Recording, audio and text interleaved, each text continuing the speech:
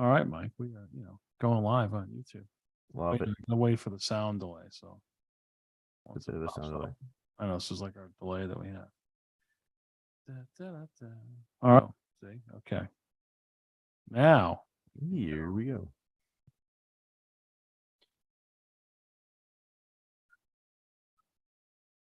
There it is. Hey, everybody. This is Dr. Kevin McGovern, and it is the 77th. That's double hockey stick version of the Prove It Live podcast. A great show for you planned today. I think the title of the show is Parents, Influencers, or Interferers in Youth Sports. But we got the top of the order, a bunch of other cool stuff. And before we get really started, I'm going to introduce you to my very handsome co-host back from a Midwest trip to Chicago. Wasn't shot. Good thing. So, ladies and gentlemen, Mr. Mike Ferry. Michael? Well, thank you for that fine introduction, Kevin. I am Mike Ferry from the Farm Baseball Performance Institute. This is the Prove It Live podcast. And along with my co-host here, the Dr. Kevin McGovern of Perfect Motion Sports Therapy. And yes, I did just get back from a trip from Chicago. We were on the north side. It was a hectic trip. There was a lot of stuff jammed into a small amount of time, but did catch a Cubs game out there. Haven't been to a ball game in a while, so that was a great take. And back here in one piece. Yeah. They won. It's a good game. A couple lead changes. It was nice. I got to see another excellent player that the Boston Red Sox here in Boston let go, and Hunter Renfroe hit an absolute missile about 440 feet that got out in a second. It was a good take. It's interesting going to big league ball games now. Something we're going to talk about on the top of the order. Like, you look at the rosters, you're like, I just feel like I was just looking at this roster like a few weeks ago, and there's so many guys that are different. And a lot of it is to do with, of course, the injury. Yeah. Shocker. So I do. Before I have one Wrigley Field story. Mm-hmm. I went there, I think in 93 or 94. The Hawk. Yep. Andre Dawson was playing right field, and we were sitting down the right field line. And day game. I don't think they had lights yet, but it was still a day game. And it got like pitch black, like in like seconds. Dude, it rained so hard, the rain was coming down from the center field bleachers up over the ivy and onto the field. I never seen anything like it in my life. Wow. That's crazy. One of those lake storms. Yep, absolutely. So lots of injury.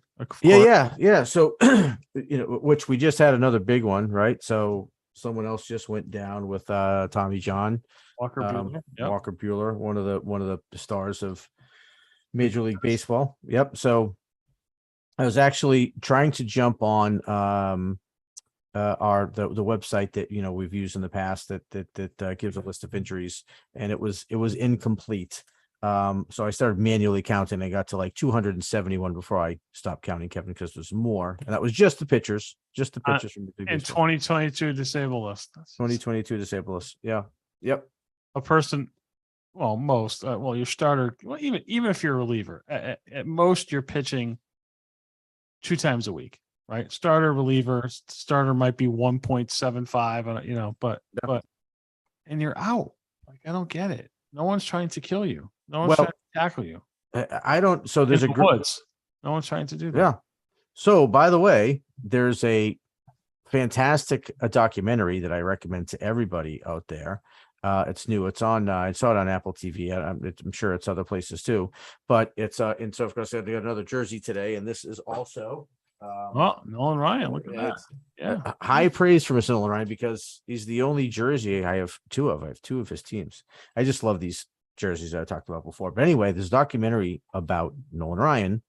And it's amazing. It's really good. In fact, I'm going to find you the name of it right now, because I have early onset, I think, and I just can't remember these things whenever I try to. They're old. I mean, it's not like I know. We're not a shop as we once were. No spring chicken. No, I am no spring chicken. So I'll see if I can find it while I'm talking about this. But The documentary is great. Talks about the career of Nolan Ryan, of course, and him coming up. He came up, in the 60s, played into the 90s. And so, it's really interesting because he was around long enough to go from, the days of throwing 190 pitches a game. First of all, he's around during the pitch where they didn't even know how many they threw. They had a guess, right? Because they weren't keeping track, to when they were keeping track and the numbers were high, to when, and there's they talk about this in the documentary when, the time comes when someone comes out to him to take him out of a game because if he hit his 100 pitch limit, and he's like, what are you talking about? What are you talking about?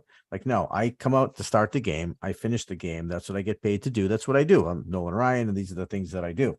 And of course so they had of course it's Nolan, and he's established at that point. I think he had, he's probably at 5 or maybe even 6 no hitters at that time. So, he sort of had his own rules, but what I'm getting at is, and what are you getting at?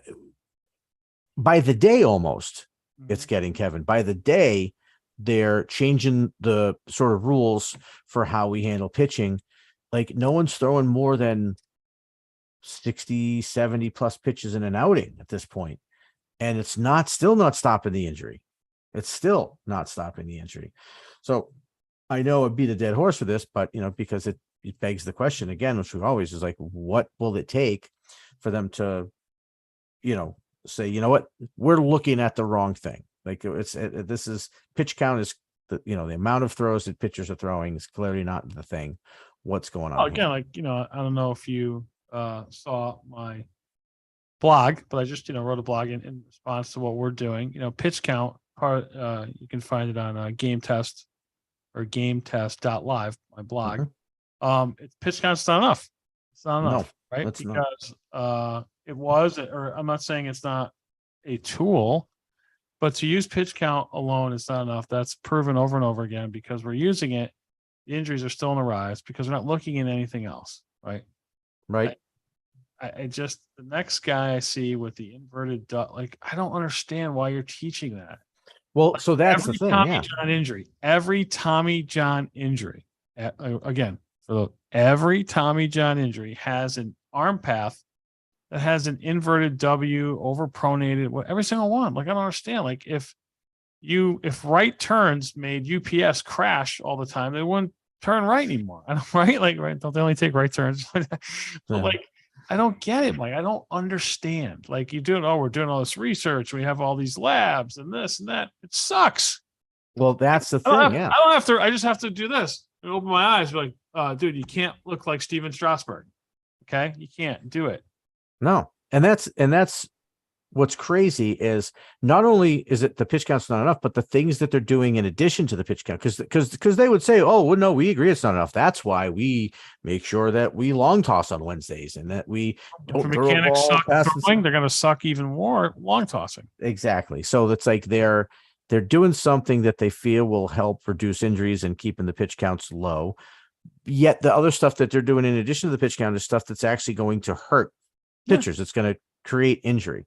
And then there's an issue on my end. We all know I have a high school pitcher from New Jersey who has his hurt labrum. As I began to see him, saw a physical therapist. He was cleared to throw. Brought him up to my office. He's missing 15 degrees of flexion. So he doesn't have 15 degrees of shoulder flexion, and they're allowing him to go to rehab throwing. What? And he's missing it for a specific reason that they missed, the whole scapulothoracic joint, which apparently that's non-existent in Major League Baseball. Because I just saw someone on YouTube, some guy who works for the Mets with, after the knife PT, and they're doing this. The guy's shrugging, doing it. Like, dude, what are you doing? Of course, all the comments, oh, great. Of course, their comments, some are by health professionals, great exercise. Of course, I put out, so how are you handling the shrug? I'll be blocked or they won't answer. Right. But, and they call him out and said, he's shrugging. Like, you can't, like, what are you doing? Right. Right. Because I mean, it's an honest question. Because if the guy goes back and goes, up, you know what? He is shrugging. It's something we're working on. You go, Yeah, okay, cool. Like, it's not like you can't post a video if the guy's not no, perfect. We get absolutely not. it. Of course Yeah. not. Of course. And Right. you can say what you're working on, but he posted that video as if this is the end all. This is the end all be all. And it's like, and every time one of those gets posted, when you do something right, now you're the outlier, right? Like I'm Right. constantly, oh, I saw on social media, or the doctor said that he should be doing this. Dude, the doctor doesn't know his ass from his elbow. I don't know how to do arthroscopic shoulder surgery. Okay. But don't tell me about the scapular. I mean, the doctor couldn't tell a pinched nerve from toe fungus. Okay. They just don't know. They're so, especially now where they're so tunnel vision, right? Mhm. Years ago, we had the one orthopedic. He did the shoulder, the knee, the back, everything. Now Right. now we've got, the finger guy, the elbow guy, the wrist guy, the hand guy. So it's even more tunnel vision. Yeah. And the body just doesn't work that way. Like I always say, it doesn't, you can't go into the shed and curl the lawnmower, right? That's not how, we're going to cut the grass by curling it. No, it's a whole body movement. And that continues to be missed, and the injuries continue to rise. And the time, I mean, John Carlos Stanton's finally back 6 weeks with Achilles tendonitis. He's the fucking DH. Yeah. How do you get Achilles tendonitis? Walking up the stairs of the dugout, and you're out 6 weeks? Yeah. No, I know. And it's funny. I sort of liken your idea about so these doctors and their specialties, and the doctors, and this is something comes from you, and you've said this a long time ago, and it stuck with me. And doctors do two things: they operate, they medicate, right? Oh, So yeah. if my arm let's say my arm goes numb, okay, my arm goes numb, and I shake it and I shake it and I move it until finally I get like some feeling back in my arm. I didn't fix my arm. There's something going on in my spinal column. There's a pinched nerve somewhere, right? I didn't fix it. Right. Like I just, and that's sort of what those are. And by the way, there's so many, like, the advancements in surgery. I mean, they fix people, they help, I'm not knocking that. Absolutely not. Right. I can't do that. Like, so stay in your lane. Right. Right. Like, Right. don't, like, I mean, I'm not saying, well, gee, you don't really need an acromioplasty. You need a slap tear repair. Like, that's not my lane. Stay in your lane. You don't know. I mean, if you put doctors on a test, they know little to nothing about rehab. The only thing they know is that it might make some extra money. That's why these doctors have a bunch of these clinics in their office, but they don't know. They don't know a row from a serratus push-up. Not one bit. Yep. Yeah. And that's what I've seen too. And I remember early on, it was my program. And this is when we were smaller, we used to really focus on these healthy throw mechanics. And I had a lot of success stories. Like I was helping kids fix pain in their arm just by teaching them how to throw properly and to make their arm go last, and, not shrugging and not making the T and the W and keeping a neutral grip and all this stuff. And I remember one of the parents in my program says, hey, so-and-so's dad's a doctor that, you worked with. You should have him, do a testimonial for your website and, or make a quote. And I said, all right. I knew what he was saying. Like, it would look powerful coming from someone with a PhD next to his arm. But I said, you know what? I'm not going to do that, because that's like fraudulent on my behalf, if you ask me, because that guy I know it'll look impressive because he has the PhD next to his name, but he doesn't know anything more about throwing than you do to the person I'm talking to at the time, and that's the truth. And I think that's where, kids can get in trouble, families can get in trouble sometimes, because, a doctor says something, they're going to follow to the letter of the law. And of course they're going to, right? I mean, I do, my doctor says, hey, you got to this out, you got to do this. Like, all right, I'm going to do that. So when it comes to these things that may be a little bit outside their lane, which is, like preventative throwing exercises or whatever, it's like, they haven't even seen, by the way, they haven't even seen this kid throw. They haven't seen him throw. They don't know what his arm path looks like. They don't know what muscles are involved when they're throwing. But I mean, it gets to the point where it's getting ridiculous. We could take our two kids, Mike. We can say Ella and Riley, and we're going to send you in a room, and we're going to give you 10 pictures to look at, film, all 10 of them at Tommy John surgery. 20 minutes later, both of them would come out and say, yeah, Dad, everyone's got this thing in common. Yeah. But we're not fixing it. I know. Right? No. We don't say anything. Just, girls, what what does these 10 pitchers have in common? And they're going to come up with, yeah, they're this weird little hook they have with their arm.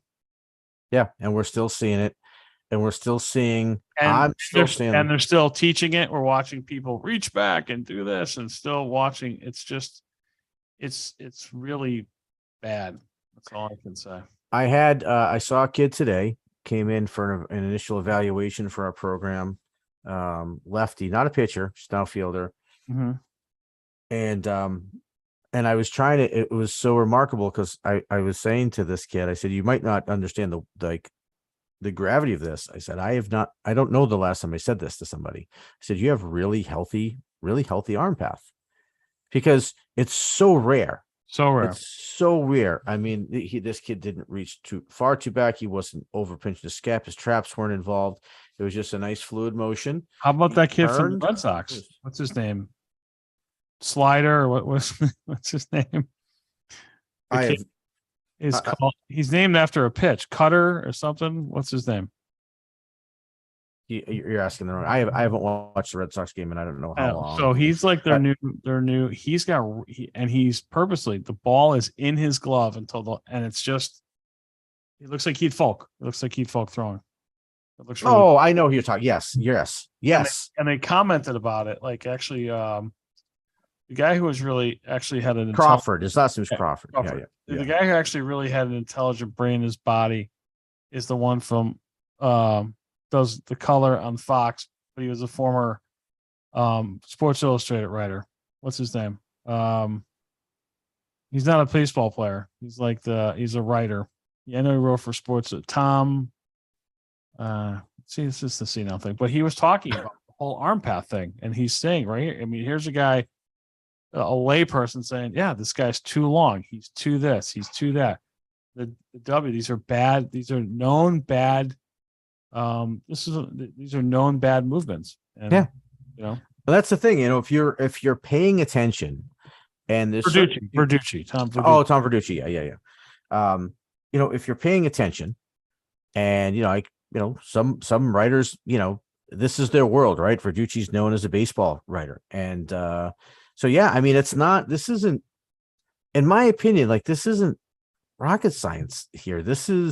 It's seeing, and it's almost hard to not see them, because you see someone get hurt and then they always show a video of that person throwing, and you go, ooh, yeah, I could see that. And then you see enough of that, and then you see people who aren't yet hurt, and you go, ooh, like, this kid's on the way. I mean, it's really quite obvious, I think, with a lot of this. Right. I mean, in fact, I can't recall someone who has had like a shorter, healthier arm path that's gotten hurt. You're right. They're all nearly identical. Identical. And now, not only are they getting hurt, but now the time to get back is so much longer than it was for the actual Tommy John. Yeah. I mean, that tells you that something is not right in the rehab process. It's not right in the mechanical process. It's just, but no one seems to be looking at it, because at the end of the day, next guy up, right? Like, okay, you blew out, I mean, look at this Coomer Rocker guy, right? His career is going to be about 3 minutes, right? I mean, he's already injured once, went back in the draft. Mechanics are still horrible, but they said, he stayed healthy for 30 innings. Okay, great. Yeah, it's to the point, right? Where if there's a kid out there that, he's throwing upper 90s in high school, you almost go like, you should probably go to the draft, because you don't know how long this is going to last for you. You know what I mean? Right. And that's the sad part about it, but it's the reality. It really is. I mean, you have, like these questionnaires now that kids are filling out, even in NCAA, they're asking, pitching injuries, how many, what's the, how long is it been? Like, it's part of just, it's commonplace now, right? They expect it even. And then, we both know major leaguers, pitchers, right? I mean, like, hey, what's the physical like? It's a joke. Yeah. Right? Like, what do you mean? Well, do they look at your movement? No. Do they look at this? No. They look at like medical, like what? Like, I mean, how is that? How are you giving someone a physical in a job that requires human movement and not testing their human movement? with a multi-million-dollar investment on the line, oftentimes, right? Yeah, Yes. Yeah. Some 2-digit million. right. Or Yeah. now, as in talking, the judges and the Tatis, a 3-digit million as far as, hundreds of millions of dollars. Well, I think that's why it's so important that we keep pounding the pavement with this message, because I think that, it seems to me, it's my opinion, that the Major League Baseball has gotten to the point where they don't care to fix it. They're not interested in fixing it. They're not interested in fixing it. It's Nope, just there's right. they've shown no signs of No. trying to fix it. And everyone who tries to fix it, you're an outcast. Yeah. Where'd you go to PG school? Yeah, the same, book of 'Cause- theology doesn't change. It's almost like it's a cost of doing business for them, right?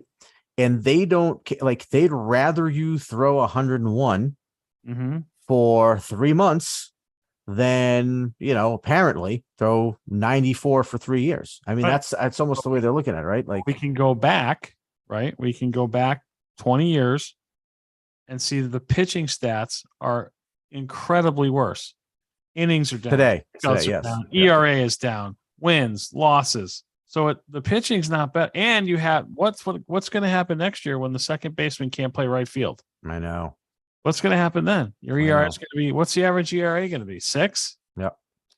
So that's another thing too. I picked up going to a live ball game, is that, there's, I don't know what the percentage is. I wasn't, there to do math on the subject, but I did notice that it was almost more often than not, it was almost at least 50-50 where there was a shift on hitter, because you're not going to see that when you watch on TV all the time, because batter strikes out, you might not see how the defense was playing them, but yeah, almost every hitter, it was I think pretty Tampa Bay significant. shifts every hitter. There's Almost every hitter, yeah. There's some sort of shift.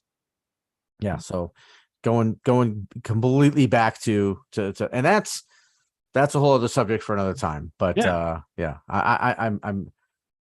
I'm for technology and research, Mhm. but I'm sort of not for how ridiculous the shifts have gotten. But you're right. I mean, and that's look, we're gonna have to see what that's going to do. A combination of the state of pitching in terms of effectiveness, because it's all about the velo, and to the same in the same vein, the catchers. You look at catchers now in Major League Baseball, and I don't even care about Major League Baseball, right? Like, let me make that clear. But I care because whatever happens on that field trickles down to the youth level. Of course. Right. And so you've got catchers catching on one knee with runners on base. I mean, I haven't looked at the numbers. I promise I haven't looked at That the drives numbers. our friend Jeff Fry nuts, insane. And I agree with them, because I mean, I was going to say, I don't know what the actual numbers are, right? But I'd be willing to bet, before even looking them up, that pass balls are at, if not record high, then they're way higher than they were. Yeah. What is the purpose for that? Is it just lazy, just saving some No. fees, or is it just there's actually someone thinks there's a purpose? It's a purpose. It's about ball presentation. This is what I was getting at. It's all about the pitching right now. It's all about the velocity. It's all about getting strikes and stealing strikes. It's all about strikeouts, it seems. And so they believe that they're going to, in fact, there's been research. All right. I haven't viewed or really studied the studies, but there are research studies out there that show that you're going to get more strike calls by being in that position. And, I actually saw a small video on a catcher talking about it, MLB catcher. And he was talking about how, on one knee, how he can sit lower. This guy's a bigger catcher. And so the umpire may make a judgment call on the height of a pitch by the catcher's head. And Gotcha. he's like, so I got to get deeper and this and that. So anyway, so it's all about, Stealing stealing strikes. more strikes. Yep. All right. For- But at the cost of runs, balls. Yep. Exactly. It's stolen bases. I mean, like, Yep. all of that stuff. All So right. now something that's not, that is a bit of a throwback. That's not some bad current trend, which we didn't even talk about, the hot dogging, which we can talk about another time. But someone that is a bit of a throwback is one Jose Alberto Pujols, who hit his 693rd career home run the other night. His hitting 276 on the season, which is By about pretty 20 good. points higher than average of the whole league. Yep. Yes. And looks like he's going to have 700 home runs. And I don't know. I just feel like this guy should be celebrated more. I mean, he is one of the all-time greats. He's one of the all-time greats. I mean, his numbers are there. He's had the longevity. He's had the accolades. He's had the all-star appearances. I mean, you name it, he's done it.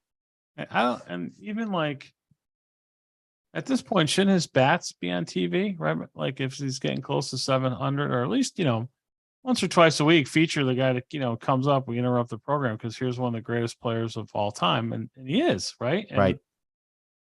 Yeah, I don't know. That's kind of, It's never weird. been, obviously he's not a steroid guy. He's been with the Cardinals, which is a great organization. I mean, the Angels are the Angels and they're going to suck forever. But now he's back with the Cardinals, and the Cardinals are a really good, really great team. So I mean, he could be in the World Series this year. I mean, he literally could be. And they're always competitive. Yeah. And I mean, is he from the Dominican Republic? Where's he from? Yes, he's Dominican. Yep. Yeah, so I mean, great ambassador for the game for the DR and Latin America and all that stuff. And yeah, I don't know why he doesn't get more press. I mean, it's not. I mean, St. Louis is a baseball town. It's not like it's not. And it is in LA forever. Right. No, I mean he's. It's not one of the huge markets, but it's a big market. St. Louis is a big baseball market. Now here's the question. What's that? Here's the question. And I still, of course, go to my not hatred of Mike Trout, but again, you've never played in the playoffs. But anyway, is the alleged greatest player in the game going to have stats that at the end of his career are going to equal that of Albert Pujols? That would be, and I don't think he's going to have that longevity. Yeah, I don't think so. Right? I mean, well, you look at I don't think so. They did put something. He's hurt the kid's hurt every year. He's just coming back again from being hurt, and now he's got some back problem or something. But that's one of the big problems. Now, they did have a stat, like comparing Pujols to Judge, right? So Judge is like one of the hot hitters, in baseball, and. Mm-hmm. Same time at their careers, Pujols has like 200 more home runs than Judge does at the same age. Now we know Judge is sort of a little bit of a late bloomer, and but it's just so impressive because you look at a guy like Judge and he hits him out with like such regularity, and to think what you said is so many more. Pujols' strikeout to walk ratio is almost 1-to-1, which is for a guy to hit 700 home. I mean, that's just insane. That how because you had said before, and I remember. Our previous podcast that his bat stays in the zone longer than anyone, right? Like he it's like a lawnmower, right? He's or a sickle, right? Everything he's hitting in that zone. Absolutely, it's a great way to think of it, like a lawnmower. Yep. He's here and he's in there as long as he can. It's great extension, some of the best extension, probably ever. I mean, he's this guy you'd model. You want to see him swing a bat, and I'm sure even though he swings with two legs. I don't know how he did it. Yeah, I mean, I just don't know why he doesn't get more press. That's interesting. We'll probably. I mean, he's definitely a first ballot Hall of Famer, right? I mean, he could be for sure. Yep, absolutely. And he should be. He should be. Like, who would not look at he's a 300 career hitter. He's at like 296, even after. It's not like he's not one of those guys just hanging on. And he's striking out 20 times and running into one every once in a while, and they're trying to get him that 700. He's having a great year. He's just having a great year. Yeah, he's just a professional hitter. And so anyway, I just wanted to mention him because I've always just loved watching him hit, watching him swing, and he's really impressive. And I don't know if we're ever going to get guys like that again because injury, right, and they go on the deal with such little, you know what I mean? Such small things, it seems, but I don't know who am I to judge that? I don't know. Anyway, okay. What else? Well, the topic of today's show is essentially, parents, interferers or influencers. Yeah.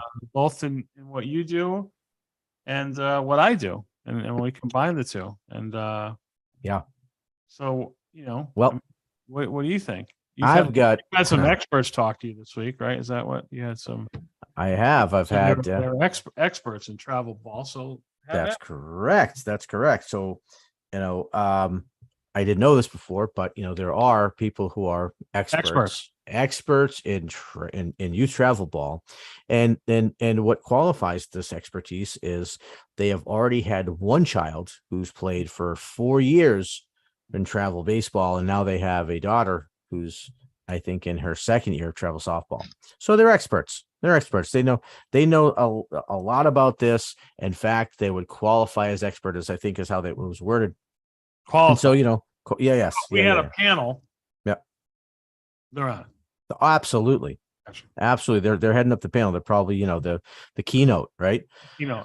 So here's I'm gonna tell you a little bit what I want to see, and that's in it. Why I think it's worth addressing, because it's concerning me, is that obviously at the end of the day, what I do, and in a large part what you do, and you have a wider range audience, of course, but all I care about is helping kids get better at baseball. Every kid, for the most part, that we run into that wants to join our program or is coming to us for some reason, they're a kid who, just like I was when I was their age, they know I want to play this game as long as I can. I know I want to play college baseball. I want to play professionally, whatever. And it's my goal to help, kind of pave the way, so to speak, right? Show them the path is really the better way to say it, right? Sort of show them the path on how to get there and help them along the journey, and let me join their team and being someone who can help them, work on their swing and, work on their throwing mechanics and pitching and whatever, to help develop their skills to the point where they can maximize their ability and play as far as they can. And they're the ones, Kevin, that are, sort of getting the raw end of the deal. And as we all know, I'll give you an example. So back in the 80s, right, when elite travel ball, AAU, when I was involved in, I think there were like 4 or 5 teams in all of New England, Kevin. There's well over 1,000 now. Okay. That's just New England. Just New England. And well, just where I am now, okay, where it used to be one of 2 in like a 10-mile radius, I think there's 6. Just in a 10. Oh yeah, just in a 10-mile. Great question. Now, when we first heard travel, it was always basketball, right? Basketball was the first of the 5-star basketball camps. They were the first travel. Yes. There's not 1,000 basketball teams around. No, not a chance. No, I doubt it. Well surpassed softball, baseball has well surpassed basketball as far as travel. I'm sure it has. And I remember, before I started my own program, this is going back about 15 years. I was with Nakona, and one of my accounts was a travel ball facility up in New Hampshire. And I remember him telling me the story that, hey, I've got tryouts coming out. And, he told me, talking a little bit about it. And he says, yeah, what I do is I bring the kids in, the parents, I do the introduction and then tell them what we're doing. And I say, okay, thanks, parents. Turn around, head out the door, come pick your kid up in an hour and a half. He goes, and I'd always get some chuckles. And he said, I'm dead serious. They're going to have enough anxieties trying out here. They don't need to see you hanging over their shoulder and put pressure on them. See you later. That doesn't exist anymore. Right. It does not exist. I mean, it's, it's lots. The involvement with the parent is like way over the top. And of course, there are many, many exceptions to this. I'm talking generally speaking here of what I see that's a trend that's going in the wrong direction. And the other thing that's more important to me, Kevin, is that we've got 15, 16-year-old kids who don't advocate for themselves. Mm-hmm. Right? They have a problem with their playing time. They have a problem with, the position they're playing, whatever it might be. You don't get, hey, coach, can I talk to you after practice, sometime next week or after a game, or can I come, meet with you at the facility? No. It's even at 15 and 16 years old, you have parents talking and trying to advocate for these kids. These are kids that are going to be in college in a couple of years, just a couple of years. And I don't see how that's helping players. In fact, I think it's handicapping them, because players are getting softer. They're getting very softer. They're not able to cope with lots of things. They're not able to cope with, and that's the thing now. Like, oh, well, I'm not playing the position that I deserve to play. Well, I'm going to go somewhere else. And by the way, not realizing that development's what's important right now. I need to get better. It doesn't matter if I win a 14U tournament on a weekend. It doesn't mean anything. This is where I'm going to get better. But unfortunately, you've got that non-coping mechanism And the first thing to do is to flee and to go get what they want.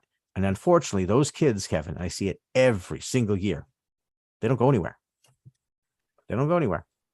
Now, you and I both coached, high level summer wood bat league with many not only college players but former professional players in there. Sure. I had a couple number one. I actually had a couple first round draft picks on my team. How miserable were you at the end with like these kids who are like, well, why am I benched? I don't know, dude. We're in a tight game. You got first and third. Guy just walks someone. You swung at the first pitch and ground into a double play. Right. Like, yeah. And it's just like, well, I'm gonna quit. Or when you and I played together, there was no like, I got to go to Country Fest, coach. I can't be there for the playoff. Yeah. It was just like, hey, mom, dad, honey, like I made this commitment to this team, and we're going to play 34 games, and then we're going to play series of 5, 5, and 7 the playoffs. And I'm going to beat every one of them. Yep. Well, I'll show up late. Like, like that's how it works, but not today, dude. Like, it's just the commitment's not, but but again, it starts in the home. Like if you went home and told your dad, hey, Joe, I'm quitting because, they benched me because, I swung at the first pitch. He'd be like, get your back to apologize now. Absolutely. On your way to the field, do 100 set, whatever, right? It just wouldn't fly. Like today it's like, oh, you've wronged my kid, or it's all centralized, right? Like it's all about just the individual, right? That's correct. That's why, again, we spoke about these companies have these like equity and diversity people so people can feel good about their job. No, here's what's good. Every Friday, you get a check for the work that you did. Okay. And then that check, you probably have benefits and health insurance, and maybe they match your 401k. That is your reward. Yeah. Okay. It's called work. Yep. I mean, I'm sorry, but everyone has turned into a snow. Oh, we have to feel. Listen, I'm all for team and the happier work. I get that. We own small companies. I get that, but it's everywhere, dude. It's rampant. And this goes back to when we won our Yawkey League championship in 1996. There was probably one trophy store, probably in the corner of Hyde Park somewhere. Now it's a multi-billion-dollar business because everybody gets a trophy. That's right, because it's about everyone gets a trophy in junior high. Everyone gets a trophy in Little League. Everyone gets a trophy in AAU. Everyone gets a trophy in the workforce. Everyone gets a trophy in college. And this is what we have.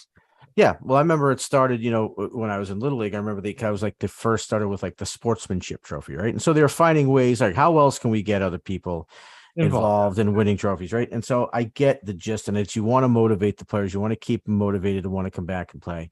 But it's gotten to the point. Yeah, here's motivation. You finish second, or that's first loser. That's right. Well, don't look. lose. I had players in one of my teams that played on the team with the kid that got drafted and was projected to be a second, third round draft pick at the time, right? And those kids got it, and they said, I love that he's on this team because it makes me work harder, gives me something to chase. It's a carrot, right? It's it's the rabbit. I'm trying to get it. And that's how it should be viewed. And that's how it always was. And this is what sport is supposed to do. Sport is supposed to teach us these sort of things, these sorts of lessons for life. And, I can tell you there's a local coach, high school coach, who was a very, very successful high school coach, beloved, the whole 9 yards, who ultimately ended up getting fired from a local high school. And because there were other parents complaining that he was playing travel ball players more than the other players. And it's like, did you ever stop to think that maybe those kids are the ones that are working that hard and therefore they're just better? They're better. Right. And that didn't seem to matter. It was, my kid's participating and he deserves to be out there as much. Participation doesn't mean playing time, right? You got to work, dude. You got to work. Right. It's the idea. I like it when I sat on the bench 96 for Lincoln the whole year. Yeah. Oh, I didn't like it. I had to get better. I hadn't played in a few years. I had to get better. That's the bottom line, and especially if you're going to be on a good team, you want to be in a good team. It's going to be, and I get news for you, for kids listening out there and parents who have kids chasing this college dream. If you want to play at a competitive collegiate level, you're going to be entering a rat race. College coaches, they're going to bring you in. They're going to tell you you're the greatest thing. And you may be their top recruit. And if you're a shortstop, guess what they're doing next year? recruiting 6 more shortstops. They're going to watch the cream rise to the top because they run successful organizations, and that's what's going to happen. Gonna push you. Yeah. And so I see it. I hear from college coaches. They're saying the same thing. I'm trying to create gritty, competitive kids who want to compete, kids who want to rise to the top. And he says, and it's getting smaller. And those groups of kids smaller. And I can tell you right now, from what I'm seeing, it's a big part. And again, I'll put this out there as the sort of the caveat. I understand that parents think that they're doing what's best for their kid, but I'm begging parents, like, you have to let these kids learn these things on their own. You have to let them begin to advocate for themselves. And you have to also be as objective as you can. One last thing, Kevin, and I know you got something you want to say, but there was a player that I had who was on a second team. Okay. So not that everyone's like, oh, the A team. We try not to do, and all the A team means with us is that the kids have been in our program longer. That's it. Yeah, they're better because they've trained longer, because they've put in their skill is developed more, right? Which should show kids on the second team, wow, that's what I'll look like if I train, for 3 years with these guys, right? But anyway, I digress. So he was on the second team, and he was going to come back to the program. And when I talked to him on the sideline of one of the tournaments at the end of the year, I kept saying, hey, look, he can really be something. We can really do something with him. He's not there yet, but he's on the path. And with another couple of years of development, he's going to be where he needs to be. And all he would tell me about, it's like he didn't even listen. He just waited for me to finish and then just to tell me how awesome his son was as a baseball player. And I'm like, I know what he is as a baseball player. And, I'm more qualified, by the way, to say what your son is as a baseball player for 2 reasons. Number one, I'm a professional baseball coach. Number two, I'm not his dad. Right. And you know more about this than they do. It's written on my wall in my office. Right. Right. It's like, I mean, come on. So, but that's what we're running into. And so, if he has the opportunity to go and play on an A team somewhere, no question, he's gone. They're not thinking of the future of these kids. They're really not. And you could say, well, and I've said this personally, they don't know the difference between bad training, bad development, and good development, or good programs, bad programs. Yeah, but these ones do. The ones I'm talking about, they do, because I tell them, I explain it to them, and they know. And so they're still choosing to chase the trophy, the immediate gratification versus the long-term goal of the kid. And the last thing I'll say is, there's the ones, the parents out there say, hey, look, you don't want to talk about advocacy, Mike. Kids should advocate for themselves. I leave it entirely up to my son or daughter. And that's where you go, well, no, that's where you should come in. You have to help a child. It is still a child, right? A growing young man or young woman. You have to let them know what kind of decision they're making and help them make those big decisions that are going to affect their future. So it's getting worse, unfortunately. And it is affecting the types of players, like I said, that college coaches are looking for. And it's, these are kids that are going to be entering the workforce at some point. Yeah. They don't know the F word, not that F word, but failure. Right. Yeah. I mean, correct. The kids, the parents, look at, you've got 2 children. Do I want my kids to fail? No, of course not. Of course. I want them to do their best. My oldest freshman just made the JV volleyball team. I'm like, just try to get better, a little better every day. Right. And she's an A student across the board. And I remember having this parent teacher conference not too long ago. Because what would happen is she'd get a B and then she'd go like whine, and they make her do something, get an A. No. And of course, a couple times they screwed up and gave the wrong grade. So I said to them in this conference, by Zoom, I said, if you get the grade and you see it's a B minus, make sure it's a B minus. And if it is, that's her grade. She earned it. Mm-hmm. Like, can't go at like let her get better for the next one. And that's it. And I just see it. I see it in my profession. Like, we're producing snowflake everything. Like, these kids don't know how to fail and get better. Like, I look at like the computer, much to dismay of Al Gore, when I graduated Northeastern in 1994, the internet wasn't rampant. I wrote my college thesis on a 4-line Brother typewriter, right? I can take a computer, I can take it apart, take the memory out, I can network it, I can, all this stuff because I learned by trial and error. Kids today who grew up with computers, they can barely restart the thing because it's just like, we don't do anything for ourselves anymore. Mommy and daddy do it, or like there's no trial and error. There's no fail to get better. I mean, how many hours do you throw a tennis ball against the wall when you made an error, right? To improve yourself. I'm not saying kids just don't work hard, but I mean, we can go by any playground tomorrow. There'll be no one out there playing. Well, the ones that do stand out now. Yes. The ones that do stand out, where it used to be, that was sort of the milieu. That was like your average athlete was the kids that worked hard, and so you're right. And look, there's, and look at, people take my word for this. The kids that are the most successful are the ones that where the parents stand back and they go, this is their thing. I wasn't a lot of them go, I wasn't even an athlete, and if I was, I played something else. This is their thing. I'm here to support them by giving them rides, and I pay for their lessons, and that's it. And because look, if you can't trust the person that you're giving money to and the development of your kid, don't give that person your money. Right. It's that simple, and if you're looking to just pay to put your kid on a team that gives them the best chance at winning a trophy, that's okay. Admit that and then go look for that.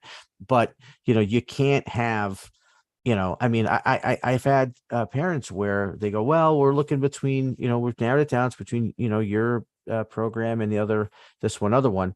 And I'm like, this is apples and oranges. Apples. And you know what some say? They go, oh, we know.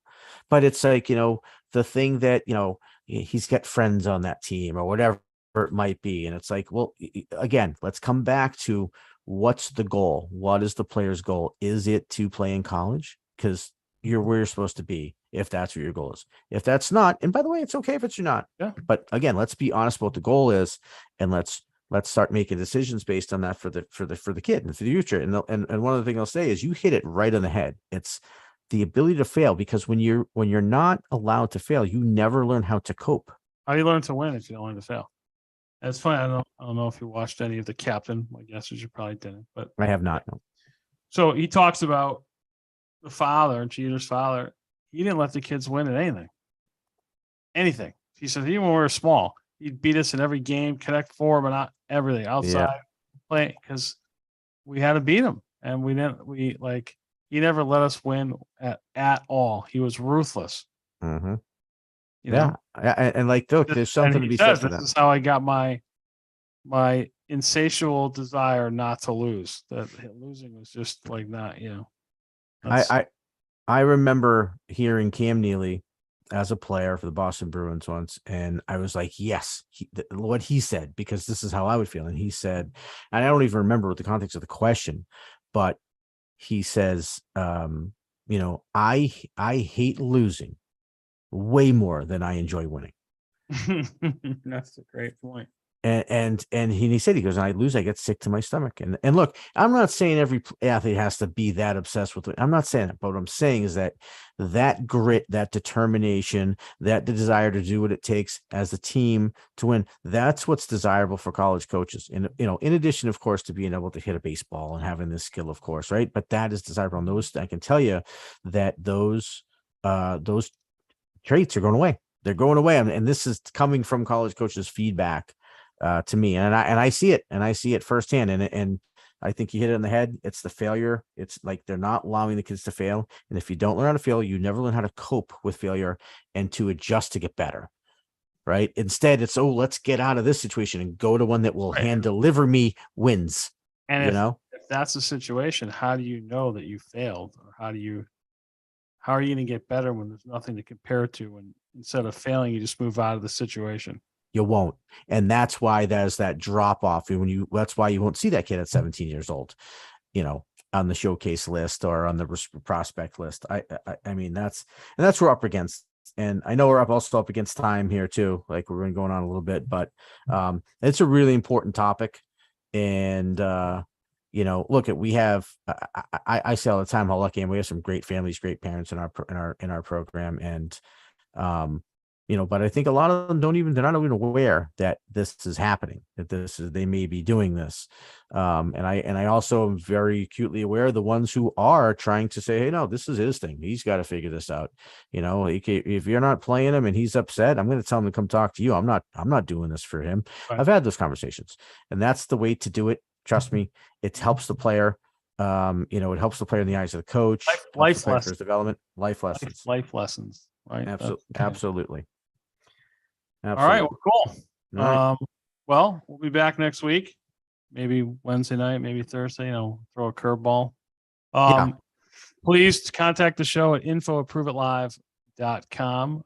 Like us on or follow us, subscribe to us on our YouTube channel, and that's about it.